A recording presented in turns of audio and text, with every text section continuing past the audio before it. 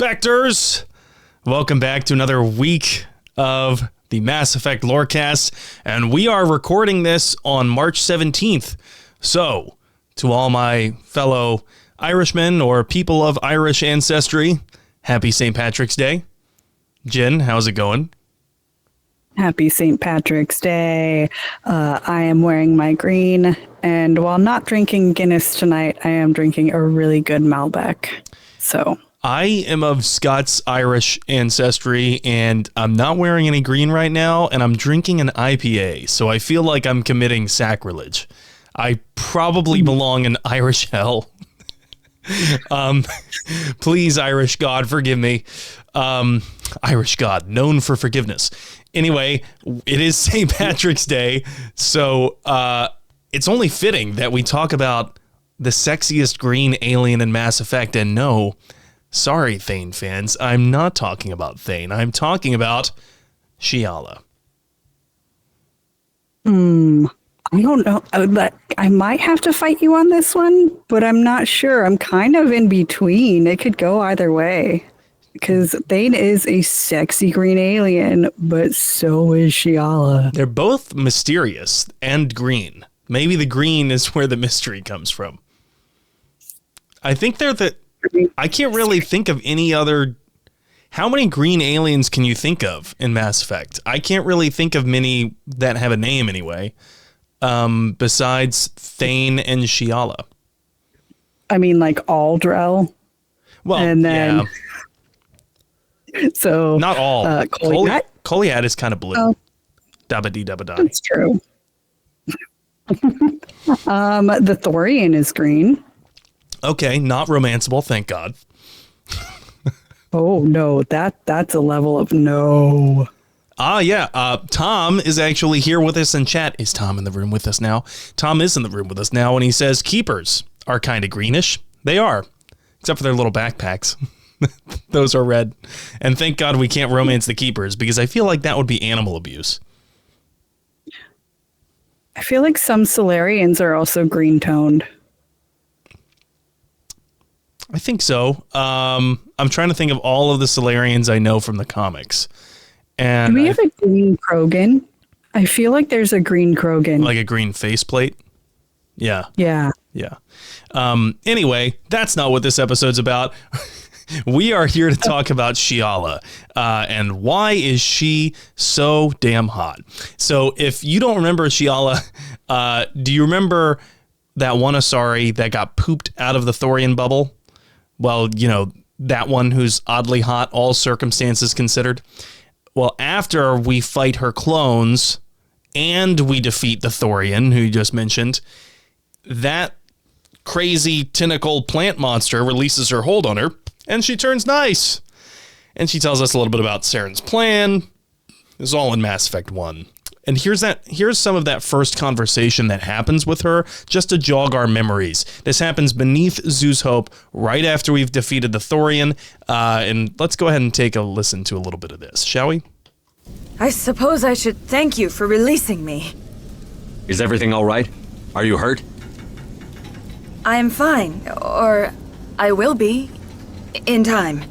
My name is Shiala. I served Matriarch Benezia. When she allied herself with Saren, so did I. Benezia foresaw the influence Saren would have. She joined him to guide him down a gentler path. But Saren is compelling. Benezia lost her way. Are you saying Saren can control minds? Benezia underestimated Saren, as I did. We came to believe in his cause and his goals. The strength of his influence is troubling. Benezia sought to turn the river and was swept away. Asari matriarchs are among the most intelligent and powerful beings in the galaxy. How could one fall under Saren's control? Saren has a vessel, an enormous warship unlike anything I've ever seen. He calls it Sovereign. It can dominate the minds of his followers. Ah, yes. A warship. A warship. There we go. I'm doing the Turian air quotes. We've since dismissed that claim. So Shiala is basically being a lore vehicle here. But, I mean, she also says something right there at the end about that Sovereign can dominate the minds of his followers. But Jen, do you remember that Shiala was actually one of Benezia's followers?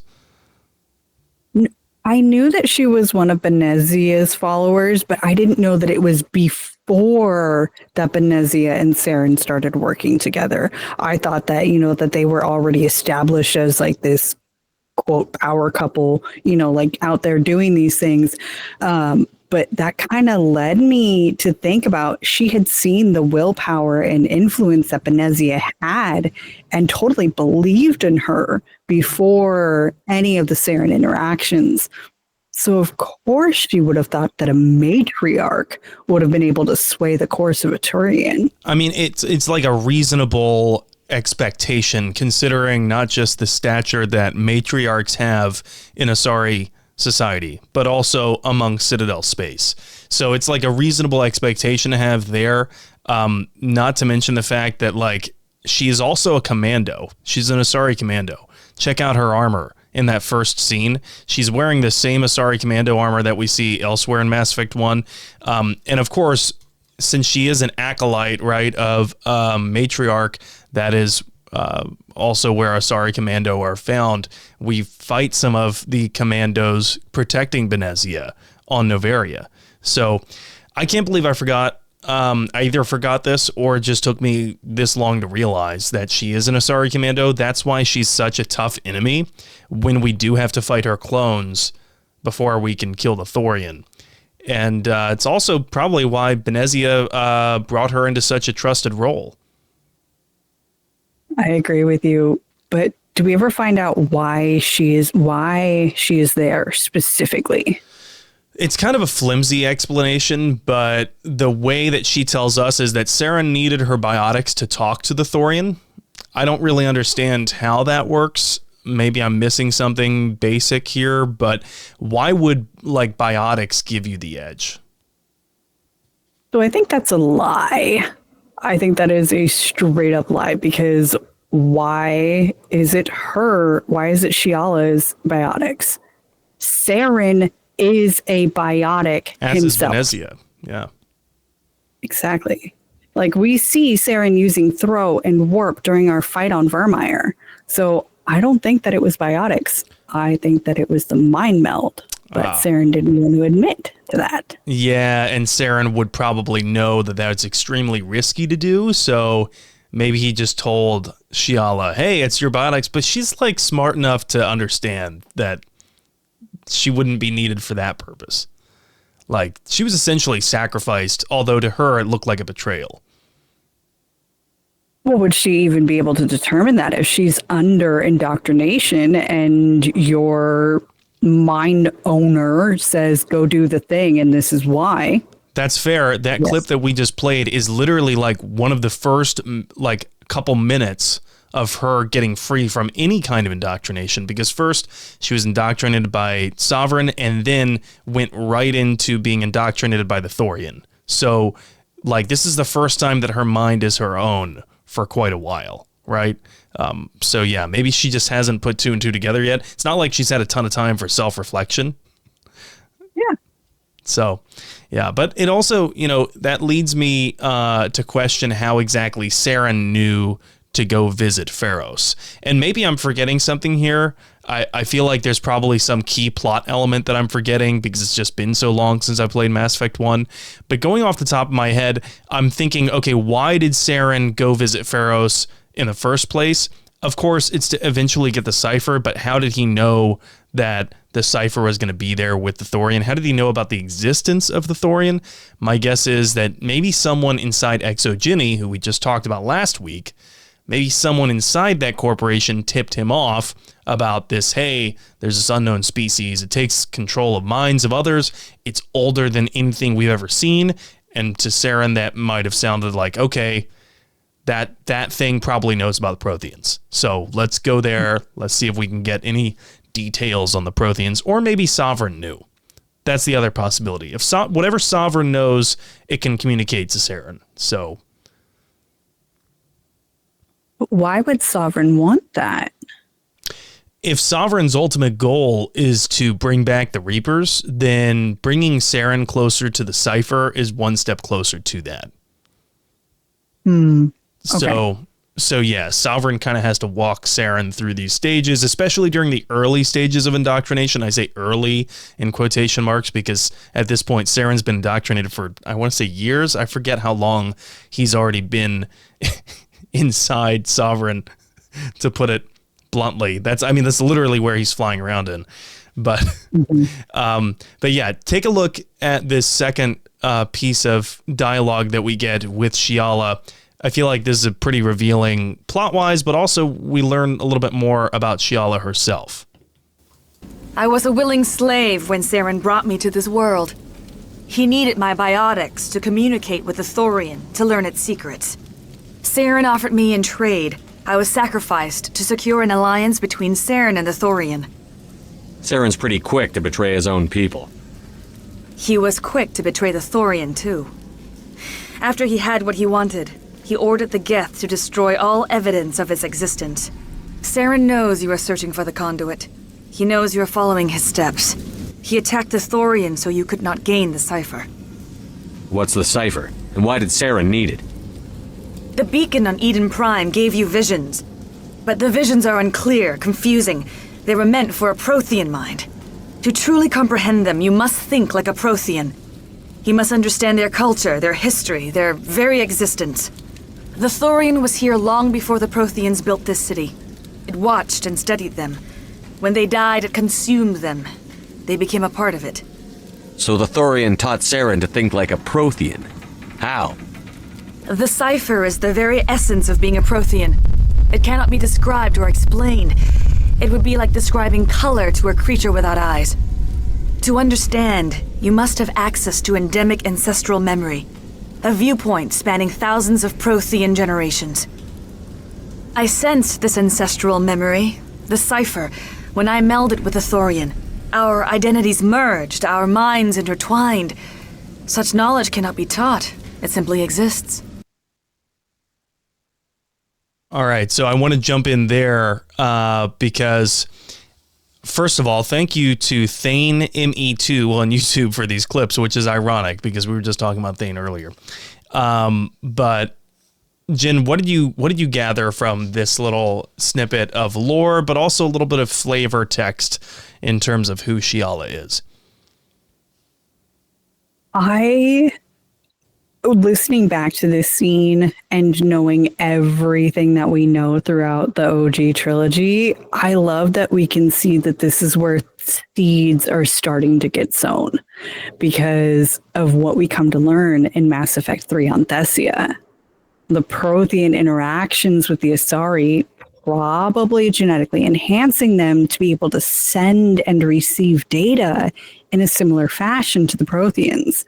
Now, Javik can do it through touch, while the Asari do it through mind melds. And so having a species that is designed to be able to communicate in a similar fashion to the Protheans means that their data, their technology, everything that they left behind, somebody might be able to access that data in the future. Right. Yeah. The organic infrastructure is a little bit convenient, right? That it makes sense so easily to an Asari. But then, like, Shepard needs the cipher, and, like, it doesn't seem to bother Shiala too much that she got the cipher from the Thorian, didn't need a lot of time to, like, sit on it and make sense of it. She seems, of course, she's a lore vehicle at this point, too, so we need to, like, keep that in mind that, of course, it comes easily to her that she's sitting on, like, the ancestral memory of all of these Protheans. However, yeah, like we said, it transfers so easily that you have to think that maybe even back then in 2007, the lore was being written that the Protheans had genetically engineered the Asari. Which I think is so awesome. I love it when we can pull threads, even if they're after the fact threads, we can still see where the ideas were coming from. Right. And yeah, maybe it's like a convenient retcon in Mass Effect 3 that just so happens to line up with this. But, you know, we know in fiction there's rarely coincidences. Mm-hmm. Yeah. So, and she's talking again here about how Saren needed her biotics, and I really, really just don't think that that's what it had anything to do with. And I know that not knowing what a mind meld with the Thorian would do, I don't think that Saren wanted to risk Benezia in that moment, or in turn give Benezia the upper hand by giving her the cipher. You're right. I didn't even think about that, but yeah, I think you're probably right that it's a trust thing. Yeah. I don't think Saren fully trusts Benezia at all. And, well, I mean, we see that in the very violent altercation between the two of them. Yeah, and he would be very concerned about giving up his edge, his power over an Asari matriarch, who very well, maybe he's already sensed that she is trying to turn the tide. She is trying to change the course of the river, as Liara puts it. So he wouldn't want to put her in that kind of position where she would know more than he does. Also, let's talk about Shiala melding with the Thorian to gain the cipher. Ooh, right? What else did she gain in that melding with the Thorian, who has been alive for countless generations? Oh my gosh. I mean, the Thorian is pre-Prothean. So to think about how much knowledge Shiala could gain from that, I mean, that's lost lore. That's species unheard of. Oh, that would be an intense overload. True. Imagine if you could go through the internet search histories of every single human being. What would you learn? I mean, my YouTube algorithm is already jacked up. I don't need anybody else's influence on it. Yeah, okay, so I have been, this is a total side tangent, but I have been like flooded in my YouTube algorithm of Mass Effect ASMR videos, and like props to those content creators if they want to do that, if that's their jam. But when I hear someone that sounds like Liara whispering in my ear that I should just relax and go to sleep, it actually puts me on high alert, and I'm kind of creeped out. And you infected my feed with it. How dare you share? That's true. Now you also get the gift of all of the. There's a lot of Mass Effect ASMR, by the way. It's people who are impersonating Mass Effect characters and doing ASMR, which I don't quite totally understand, but that's a topic for a different day. I also like talking about what Shiala's carrying with her, the fact that a Prothean ancestral memory of thousands of generations could just be handed to Shepard through the Thorian by way of Shiala, and then Shepard is kind of amazing. Like, it's this ancestral memory that was unique to an entire people, and then was given to a third party, the Thorian, right? And then a fourth party, Shiala, and then a fifth party, Shepard. It's like, wow, okay. And one thing could have gone differently, basically. One thing, more than 50,000 years ago, one thing goes differently. And what if the Thorian never encountered a Prothean to gain that memory? I mean, that changes the whole course of what we're able to do in this game. You know, thinking about it from a gameplay standpoint, I guess I never really fully understood the importance of the cipher from the Thorian. I'm also wondering if Shepard themselves was primed for this to receive the cipher because of touching the beacon. What if it had been Hayden or Ashley who accidentally got to the beacon first? You know, would this be their story and not Shepard's? I think so. I think we would just have a new main character, to be honest. But also, Shepard is the N7 here, right? Shepard is like ultimate badass galore. So maybe Ashley or Caden couldn't survive everything that Shepard goes through. I don't know, but it's kind of crazy to think that like one of them could easily have been the protagonist, as well as Anderson, right? What if Anderson never gave up? What if Anderson became a Spectre if Saren didn't successfully sabotage his Spectre run? Anderson becomes the first human Spectre. Anderson is still in command of the Normandy. Anderson is the one who goes on that mission and takes the ground crew. It'll be a whole different game. One that I would totally play. I'd love an alternate universe Mass Effect. That'd be great. But would Anderson romance Shiala? I like to think so. So, and then what? And then if that's the case, Anderson is like the main character. Is Shep still there? Is Shep just like the sidekick? That'd be crazy. Shep is the new Ashley or Caden. There we go. Oh man, a Shep Anderson romance. I'm sure that there's a market for that out there. Maybe some of you are thinking about that. But all right, Jen, what else did you glean from that little conversation that we have with Shiala? The indoctrination of it all. I mean, she mentioned that Benezia became indoctrinated by Sovereign, and then she did too.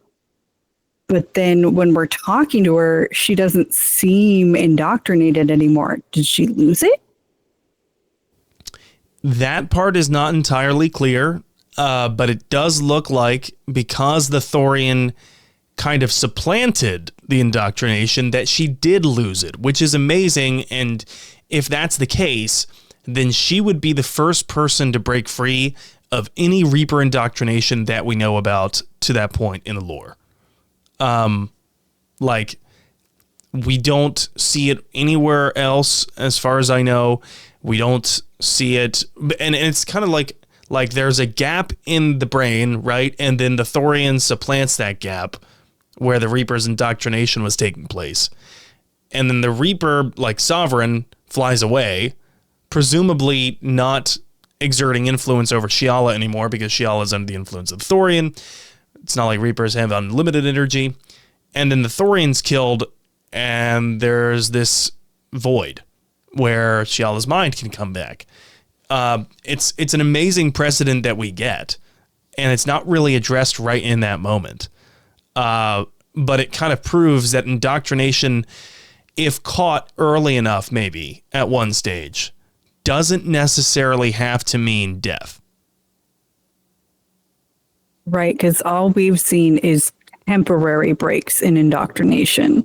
We've never seen a full, true, clean breakaway from and remaining away from an indoctrination. Right. Only people who have been indoctrinated who manage to like sequester a part of their own mind and then ultimately exert full control, if only for a little bit, to end their own lives. That's the only way that we've seen that play out. Other than that, it's like if they're just fully indoctrinated, they're doing the Reaper's bidding, and ultimately their brains become mush and they're not useful to the Reaper anymore, or they're killed in the process.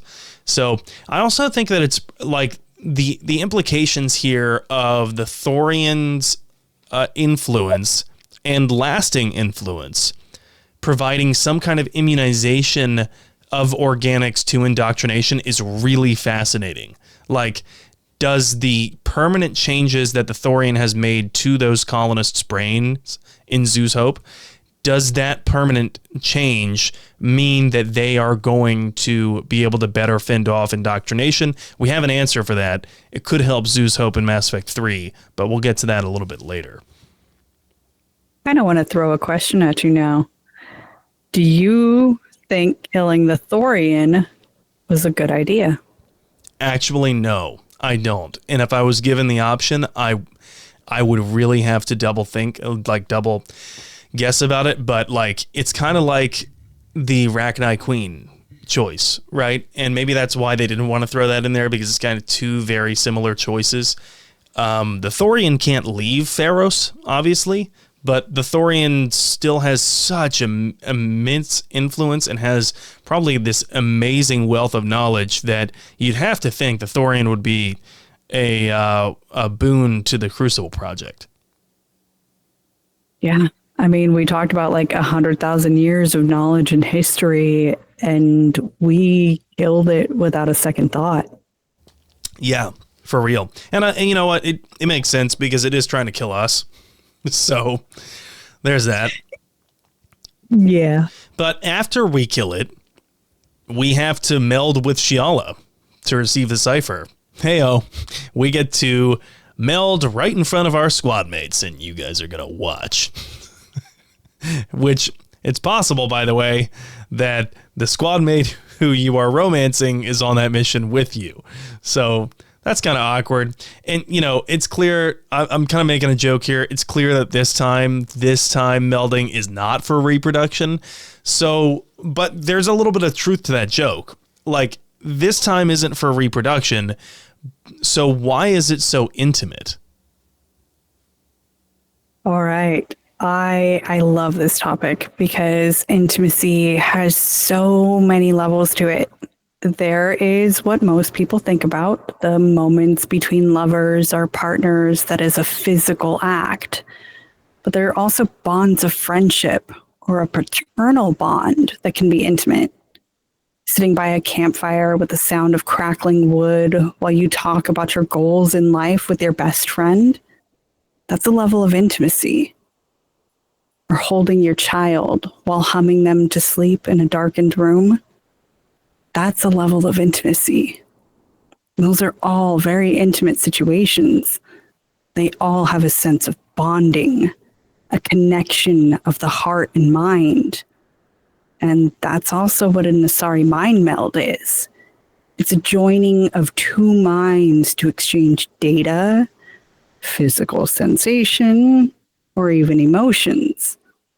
So yes, a lot of mind melds can feel sexual, but don't intend to be.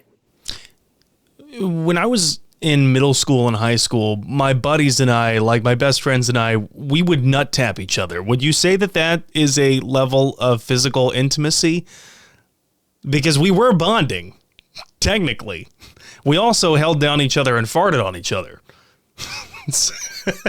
I mean, if we want to get into consent conversations here about tapping your nuts, then yeah, that seems like it was a good level of physical intimacy. Remember, it's okay to tap your bro's nuts. Just don't tap your nuts together. Anyway, that's way off course. I want to talk about this scene with Shiala because I feel like it kind of sets the tone, right, for how we view Shiala. This is the very first time we meet her, and like you said, it is a mind meld, and it doesn't have to be sexual, but it is intimate, like inherently. There's these two people who are somewhat required to be intimate into they're forced kind of by circumstance into an otherwise unexpected level of intimacy by necessity. Like, hey, I just met you and this is crazy, but peer into the deepest reaches of my mind and call me maybe. Oh, man. Okay. So, yes, it creates a bond for sure. Because to let someone into your mind and not knowing what they will see or what they're going to do or what they're going to show us is very unsettling. But the Asari have developed this skill to make it feel right. Having melded with Shiala gives us an almost instant trust. She had the opportunity to rip my mind to shreds a la Morinth, but instead gave me the key to saving the entire galaxy. That's a good point. She has all the power in her hands. And Mr. Dragon here in chat comes in with an absolute banger. I should have said, hey, I just met you and this is crazy, but peer into the deepest reaches of my mind and embrace eternity. There we go. Yep. We'll make Shiala shirts. Hey, I just met you and this is crazy, but embrace eternity or something like that. Anyway, if you're still not sold, if you're listening to this, you're still not sold on this idea that the encounters with Shiala are inherently,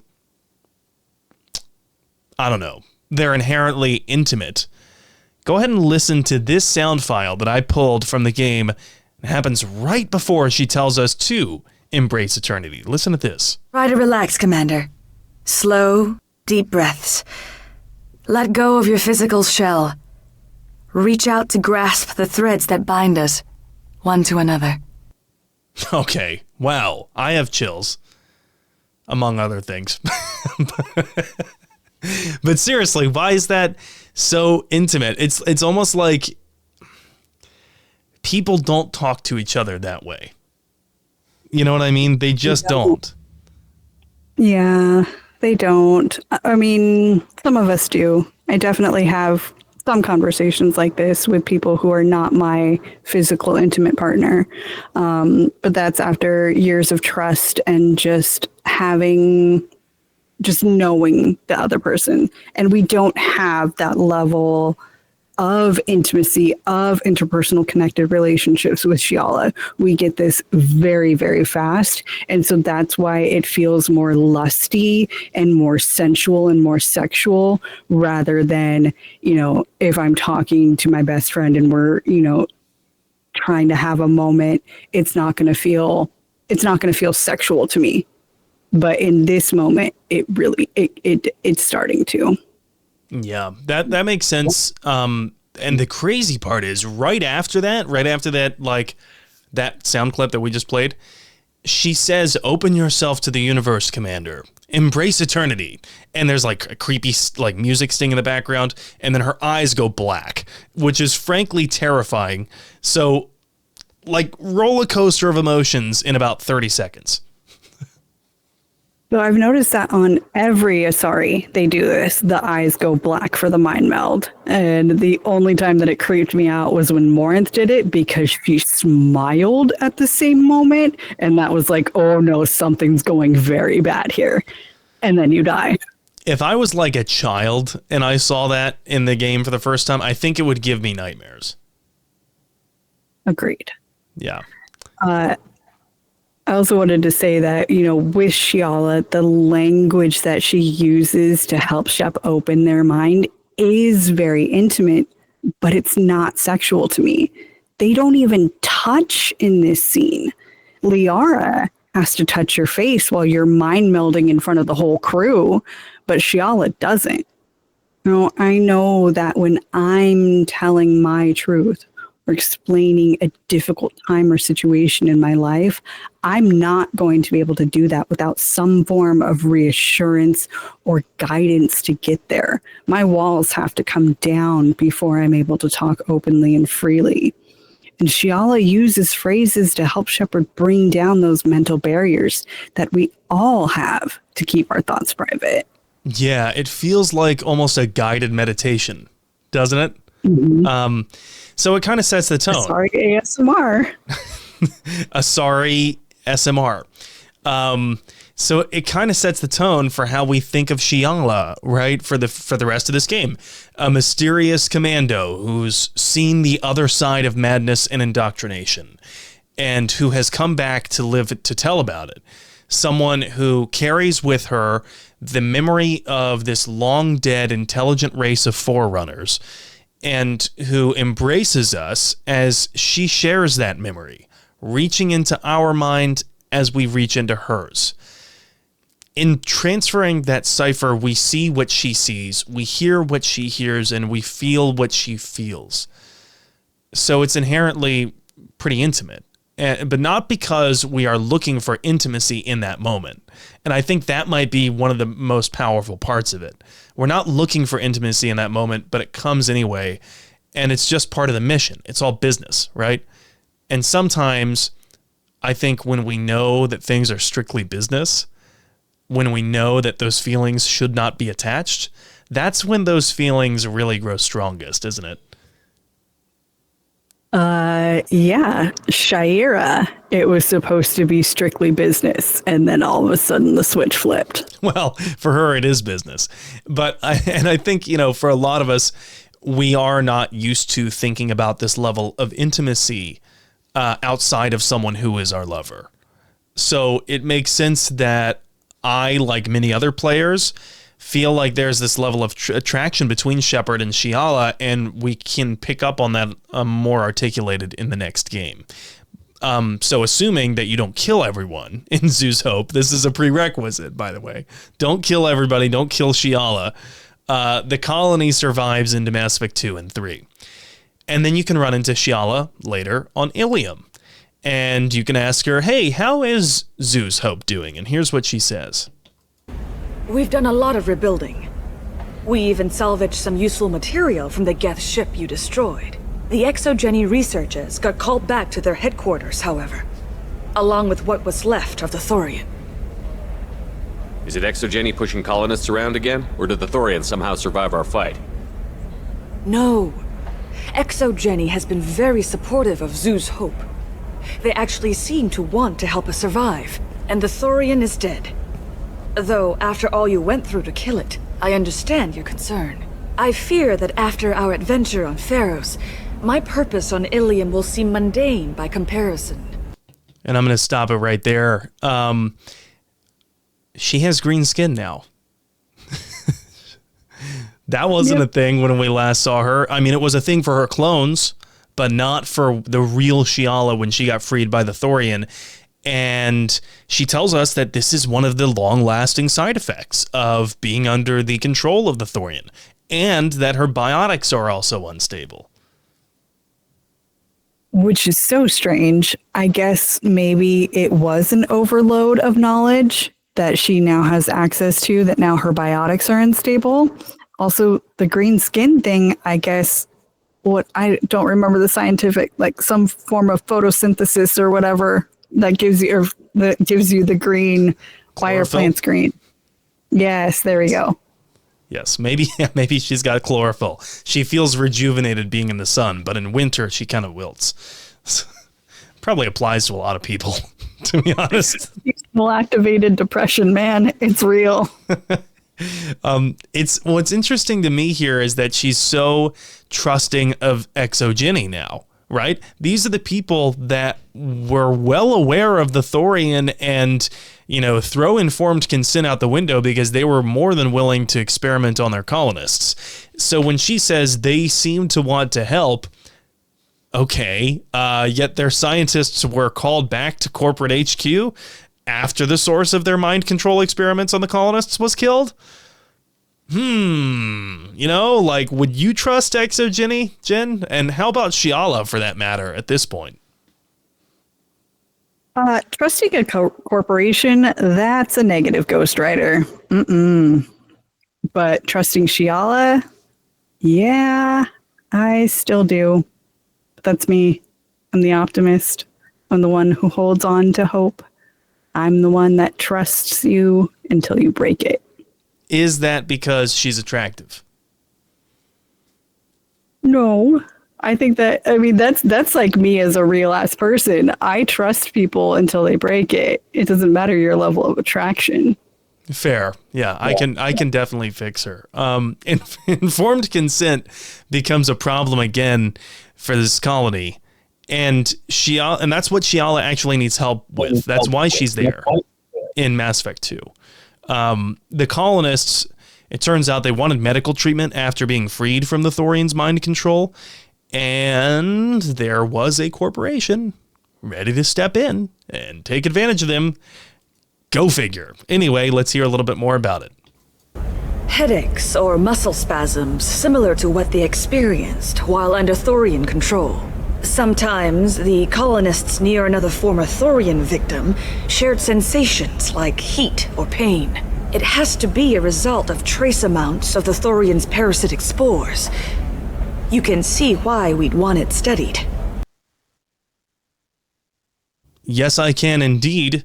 Because those are some serious side effects. She kind of gone off easy with the whole green skin and unstable biotics thing, but these other people are having serious health concerns.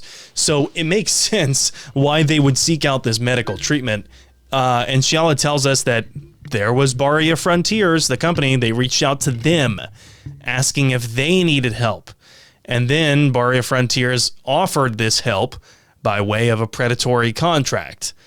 So then this corporation gains permission to experiment with invasive medical tests, she tells us, on these colonists.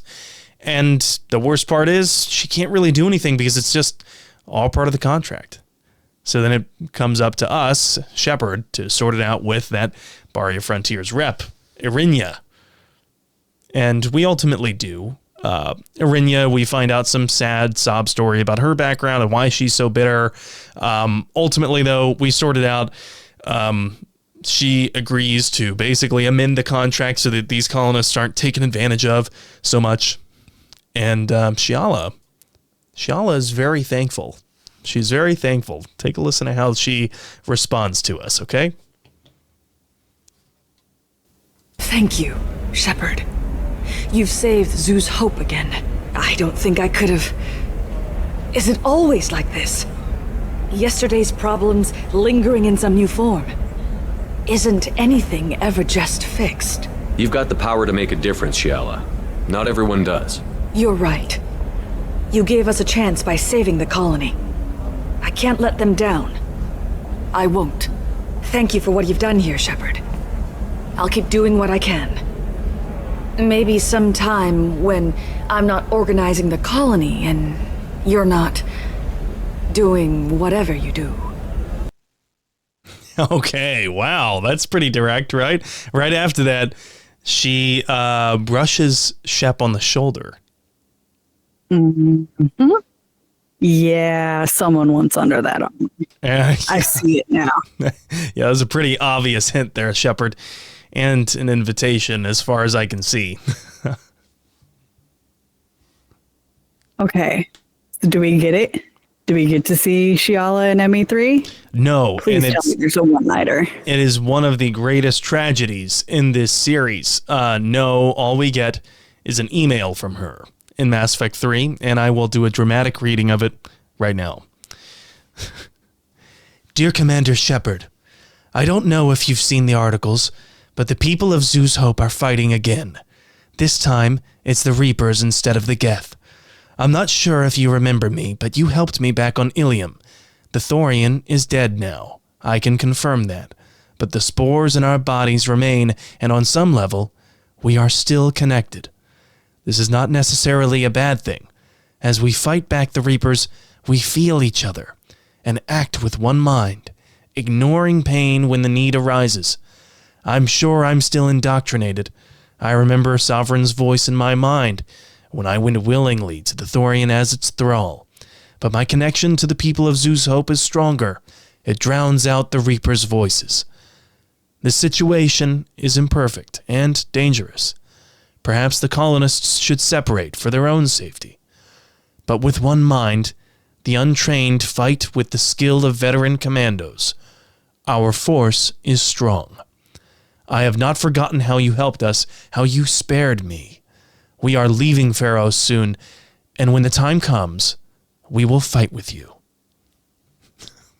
That was my dramatic Shiala impersonation.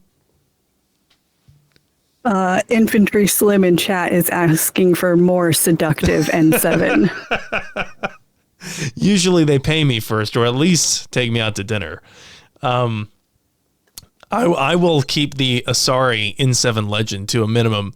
But a final fun fact about Shiala, in case anyone was listening to those actual clips of the Shiala voice actor and things sounded familiar, if you watch Desperate Housewives, it turns out the voice actor for Shiala also was Xiao Mei in Desperate Housewives, who was, I believe, the housekeeper of Eva Longoria's character. This is a really obscure old reference at this point. But more pertinently, the voice actor for Shiala also voiced Shiala, who you brought up earlier.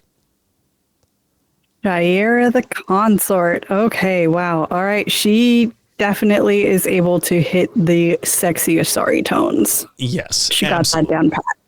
And that might be like part of why we are primed to kind of feel, because at this point, when you meet Shiala, most of us have already met Shiala. So maybe that's like a little clue in our brains, like we place the voice with that memory of Shiala, but we can't tell why, because maybe if we don't identify it as such. Anyway, that's just speculation from me.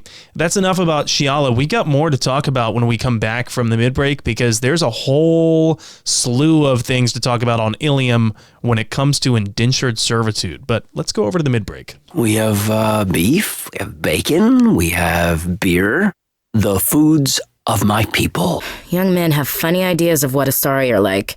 I blame the extranet and computer games. Rex? Shepard. Grunt? Shepard. Rex? Grunt? Well, okay, Ashley, you can blame the extranet and video games, but I'm going to blame Shiala for what young men have ideas of what Asari are like. We don't have any new reviews today, not as far as I saw, but we do have a new Tier 4 patron, Yukon. Yukon, thank you so much for supporting the show and jumping aboard. We also have some Tier 5 patrons to shout out. William, Superfly440, Retrobot, Lieutenant Tocino, Kira C, Ed Boy, Draco, and, of course...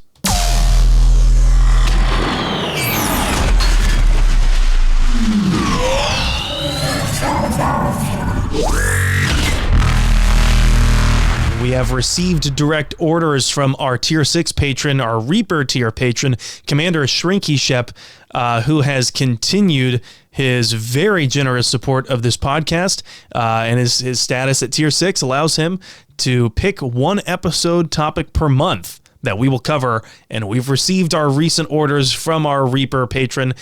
We will be covering that next week, but Genesis and I will have to huddle about that. Now Genesis, you started this sound effects pop quiz, but I have a voice line. I have a voice line for you that I need you to go ahead and place for me. Okay. This is, I've lengthened it on purpose to make it easier to place. But let's see if you can spot it. Okay. Tell me who it is and what the context is. All right, let's go. I still remember my XO asking what my orders were. Shepard, I said, let's see what we can find. All right. Okay, so Google Meets distorted that, so I wasn't able to fully hear it. No. But I believe that was Anderson in some of the recordings that he does on the Citadel DLC. Like, you can listen to them in his apartment. Oh, man, nailed it. Yes, that was it. It was the very first recording over by the piano. Okay. Sorry, my phone also just picked that up as if I was trying to talk to it. So, yes. Well, we didn't hear your phone too much. I heard a little bit. But anyway, yes, that was indeed Anderson in the Citadel DLC. It was one of my favorite Anderson lines, and I wish I could have found a cleaner version of him talking, but it's all distorted like it's coming through a datapad. And I literally pulled that game file, or that file, from the game itself. So I think it was just put in there with those distorted effects. Wish it could have been a little bit better, but you nailed it. I love that line from Anderson. So, all right, applause for Genesis. She got it right without hesitation, even though Google Meets didn't want to let her hear it in its purity. All right, let's get back with the rest of the show. After time adrift among open stars, along tides of light and through shoals of dust, I will return to where I began. Solarian reproduction different, very little sex drive. If intended to try human, would try you. Ow, my pancreas. Okay, and we are back with the second half of the show, and Jen, we've got to talk about kind of an uncomfortable topic that comes up during the missions on Ilium, and that's that slavery is effectively legal in the Terminus systems, right? Yeah, it's really... I don't like this topic. The fact that we just went through sexy green alien Shiala and going through all of that to switch to this topic is a little bit harsh, but it's one that we've wanted to talk about for a minute. And it did play off of the corporations conversations that we've been having lately too. But before that, we can really talk about the indentured servitude questline in Mass Effect 2. We need to talk about the corporation that is involved with the brokering, and that is Synthetic Insights. And we learn a bit about them in Mass Effect 1 in the key mission on Noveria. Right out the gate, it is important to know that SI is one of only 4 corporations licensed by the Citadel Council to develop artificial intelligence. And this is a field of research that is so strictly regulated in Citadel space that it's impressive that this corporation that is developing artificial intelligence is also kind of allowed to operate with impunity in the Terminus systems. And even then, by the way, them being one of four, they have to, by law, they have to operate under strict rules. We learn a lot about those rules in Mass Effect Revelation. It's kind of the source of why the Quarians are treated the way they are, because they went rogue. They did not operate by the rules of artificial intelligence development. It's also one of the reasons why humanity goes to such great lengths to cover up its own AI research that was happening in Mass Effect Revelation. Yeah, and again, this is very important because it's one of the main reasons that they want to, quote, quote, hire on the Quarians to help with their developments. Synthetic Insights has several holdings across the galaxy, most notably on Ilium and Noveria. For those of us who paid attention or didn't rush to get the garage pass on Noveria would have met Lorik Keen. He is the Turian at the hotel bar whose offices have been temporarily shut down. Now, this is a micro-political chaos storm where Administrator Ananias has corrupt dealings with several corporations. Gianna Parsini wants you to get the information, but only Lorik Keen has solid proof of it. But the data is on a terminal inside his office that are being guarded by Ananias's goons. Okay, so I need to stop right here because we've now mentioned like multiple thirst traps in the Shiala episode. So the Shiala, of course, we already went through that at great length, but also Gianna Parasini. Tragic that we don't get more with Gianna because she is like this clandestine, pretty cool, suave internal affairs agent who you mentioned, ultimately arrests Ananias after we get the proof through Lorik Keen. But you know what's funny? I also saw online, like on Twitter, way back in the day in Mass Effect Twitter, there's like a substantial amount of people who are thirsty for Lorik Keen. It's the Turian effect. It's the voice. It's the flange effect. Yeah. The flange effect. But also, at least as a bro shep, you get a kiss from Gianna. Oh, I thought you were going to say from Lorik. Not from Lorik. No, you don't get anything from him. You do get a really good hack out of him, though. You can cheat the Paragon Renegade system with him. And I'm not proud of it, but I've done it. Yep. And I think that there's data on a terminal, right? And that tells us a little bit more about the lore of Synthetic Insights. Mm-hmm. And we do know that Synthetic Insights may be one of the corporations that contributes a portion of their capital to the Noveria Development Corporation, or NDC. Lorik King mentions that SI relies on the, quote, goodwill of the NDC's executive board. So it seems as though this is a very quid pro quo relationship, but Keen doesn't want to be a part of it anymore. So he could be using us, but we don't really care because we're using him. That's basically the dynamic that's going on. Well, yeah, we need his garage pass, and the only way that he's going to do it is that we go in and break in and get the information, and the only way that Gianna's going to let us do it is that it's a whole domino effect of everybody's using everybody. Mr. King, can we please have your multipass? Lulu Dallas multipass. So yeah, it is pretty quid pro quo, I agree, but that's so fitting for Noveria, where it just seems like the adage, no such thing as a free lunch, is in full effect there. Oh, yeah. No free drinks at this bar. No.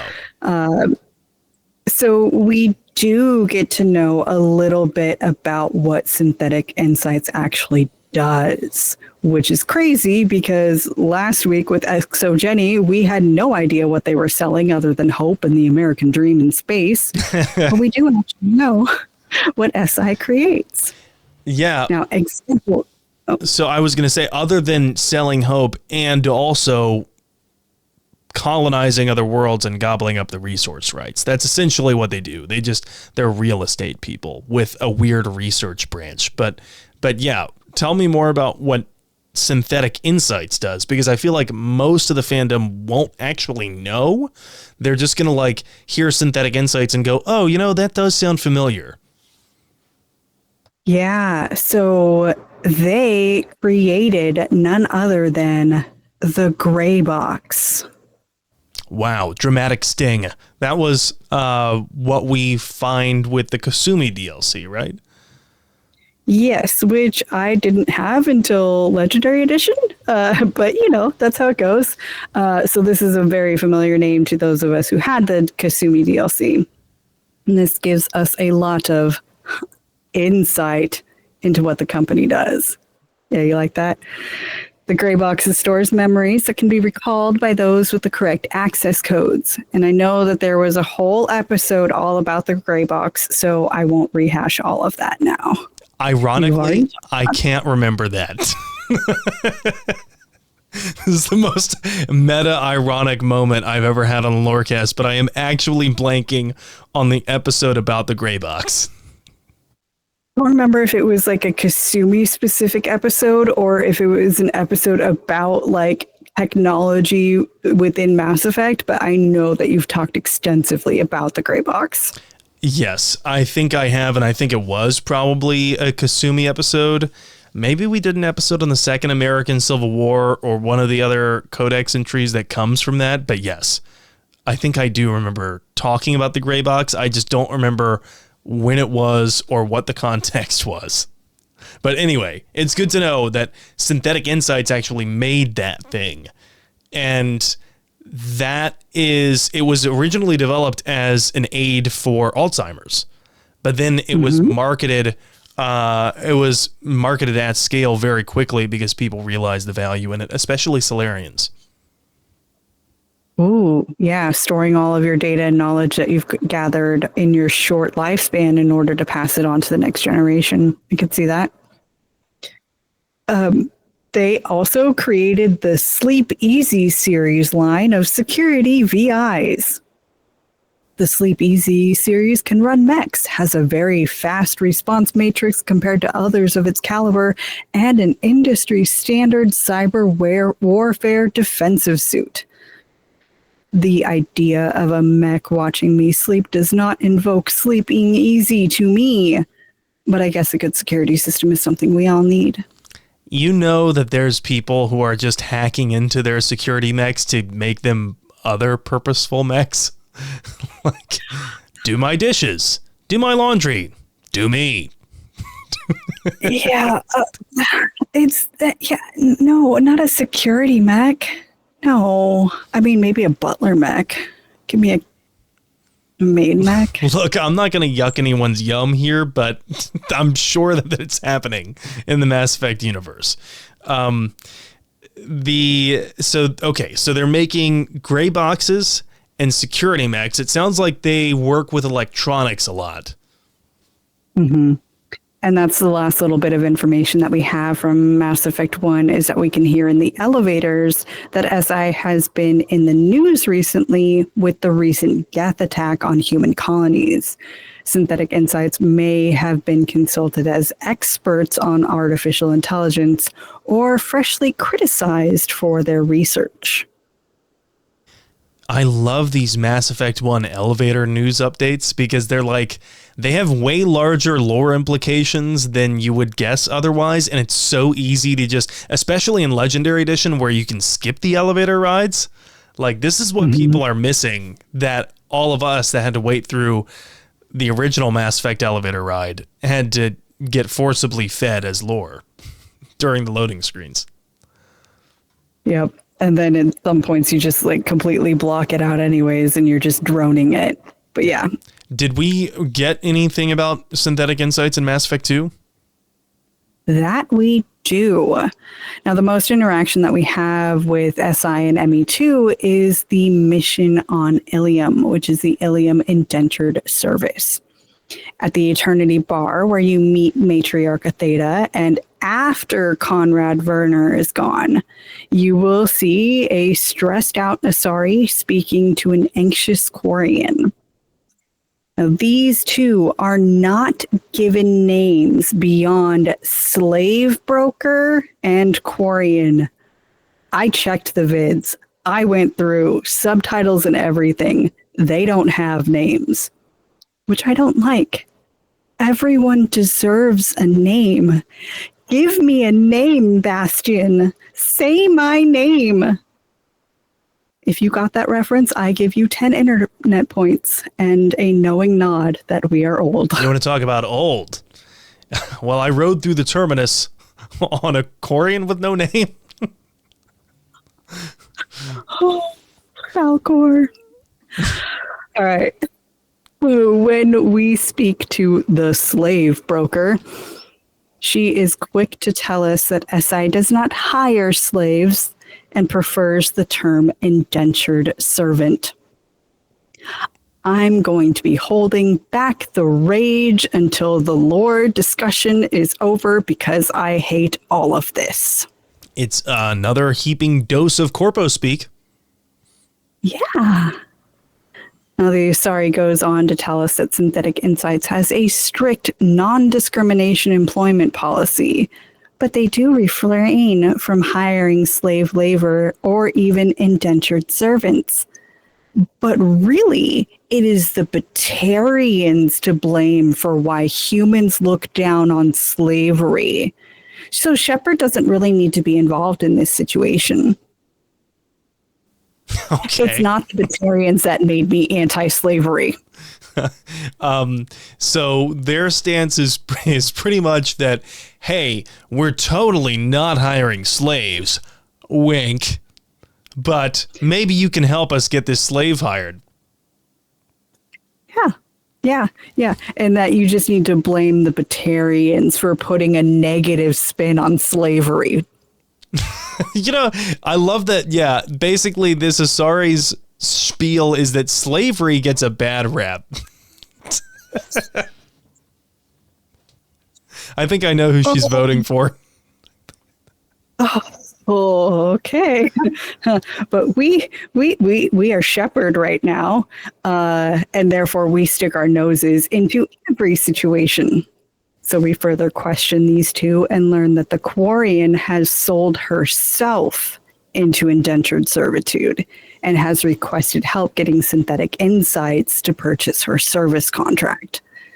The Quarian thought that she could manipulate the stock market, made some bad deals, took out an illegal loan, and then got caught. The Asari slave broker agreed to pay off all of her debts for a 5-year service contract. But that was after she learned that Synthetic Insights wasn't really hiring anyone. So she sold herself into slavery for a job that no longer existed, basically. Or for a job that didn't exist. For a job that didn't exist and to completely wipe out her debts. She no longer owes on this illegal loan. She's no longer under like a warrant or a threat of arrest for manipulating the stock market and for owing so much money. I just saw in movie theater, Mickey 17, and this is like weirdly applicable for this. Great movie, by the way. If anyone else is thinking about going to see it, I highly encourage it. You saw it too, Jen? I haven't seen it, but I saw the trailer for it, and I really want to go. Yeah, they're weirdly applicable. But yes, that movie is definitely a great one. So how does this put this in context for us about since the end of Mass Effect 1, since Saren attacked the Citadel, like what is going on with Synthetic Insights that they would be so concerned about the PR of how indentured servitude is spun?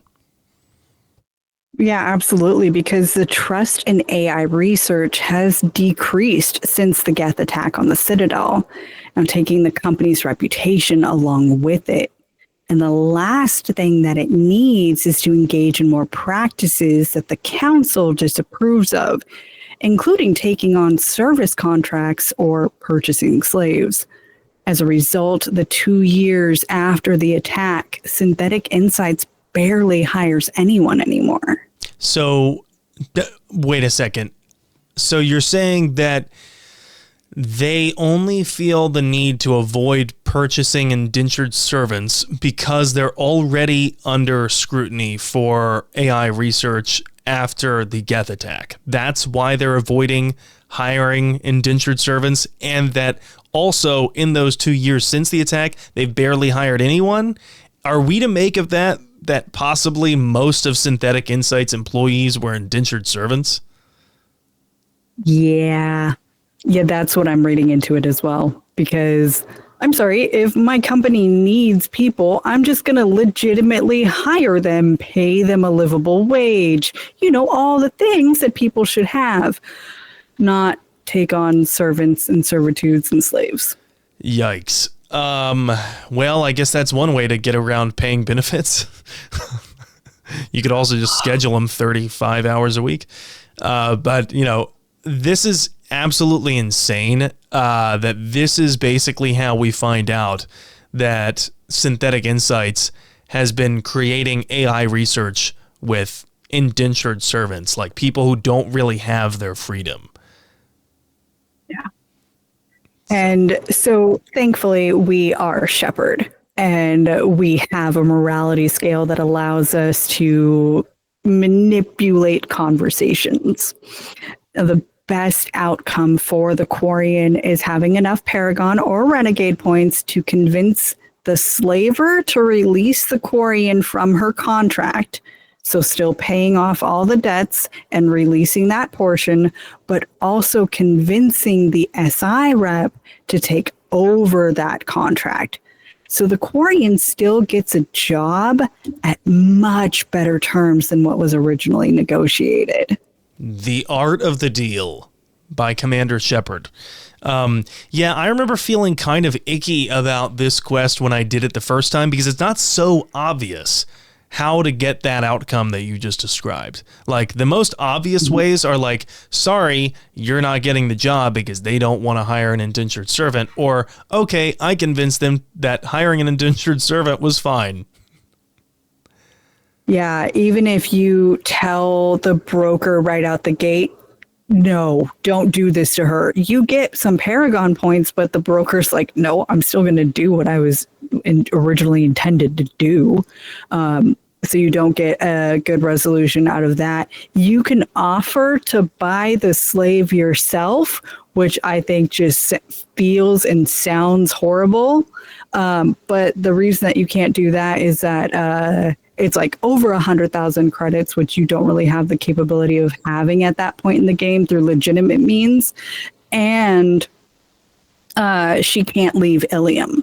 So therefore, she can't go on your ship. And what would happen to the Quarian if now you've bought her freedom, but she literally is in the exact same space of, I have no way to make an income. I have no place to go. I can't leave Ilium because I am still under planet arrest. And so this is where I feel like if we had kind of quantum decision making in RPGs that were programmed in there, we could just be like, you know what? Screw it. I don't care about the rules of this planet.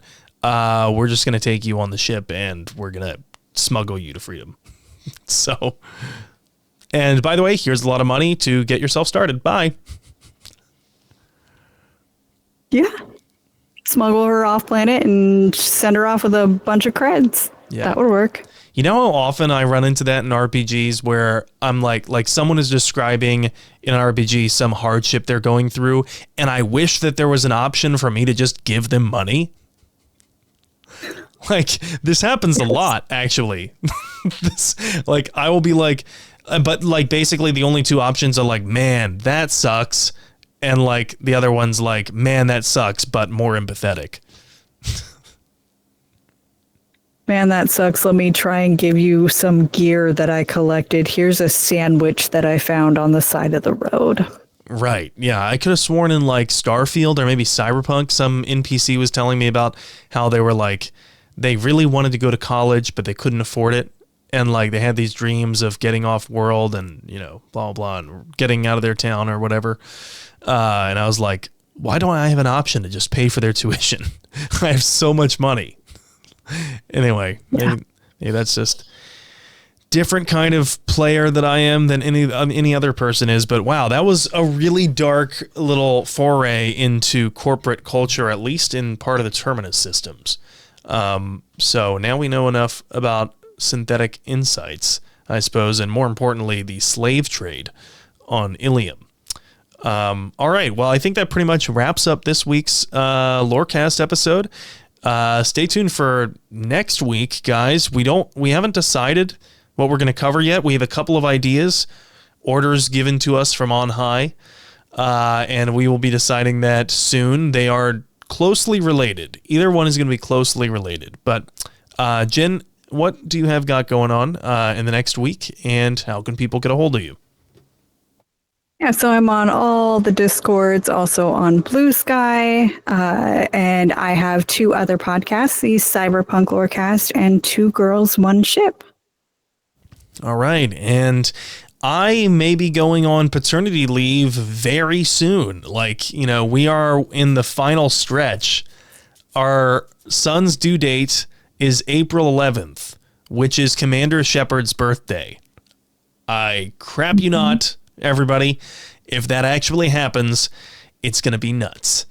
I did not time that on purpose. I'm not that good.